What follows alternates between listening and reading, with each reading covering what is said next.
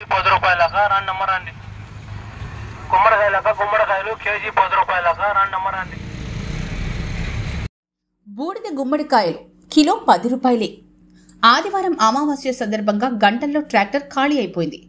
భారతీయ సంప్రదాయంలో ఇల్లు, కుటుంబ సభ్యులు, వ్యాపారాలపై దుష్టశక్తులు లేదా దృష్టి ప్రభావం పడకుండా ఉండటానికి వివిధ రకాల పద్ధతుల్లో పాటిస్తారు. అందులో ఒకటి బూడిద గుమ్మడికాయలను ఇంటి ముందు కట్టడం లేదా కొట్టడం వంటివి చేస్తూ ఉంటారు. ఈ ఆచారం అనతి కాలం నుంచి వస్తోంది. భారతీయ సంస్కృతిలో గుమ్మడికాయను శుభానికి ప్రతీకగా భావిస్తారు. ఇది ఇంటికి మంచి శక్తిని తెస్తుందని, చెడు శక్తులను తొలగిస్తుందని నమ్మకం. ఆదివారం అమావాస్య కానుండటంతో శనివారం నెల్లూరు జిల్లా పొదలకూరులో వ్యాపారులు పెద్ద సంఖ్యలో బూడిద గుమ్మడికాయలను అమ్మకానికి సిద్ధం చేశారు. పొదలకూరు మండలం అమ్మవారిపాలెం గ్రామానికి చెందిన ఓ రైతు ట్రాక్టర్లో ఈ బూడిద గుమ్మడికాయలను తీసుకునొచ్చి కిలో 10 రూపాయల వంతున విక్రయించడంతో వినియోగదారులు చూడండి పెద్ద సంఖ్యలో కొనుగోలు చేశారు. కిలో ఎంత అమ్ముతున్నారు? 10 రూపాయలు.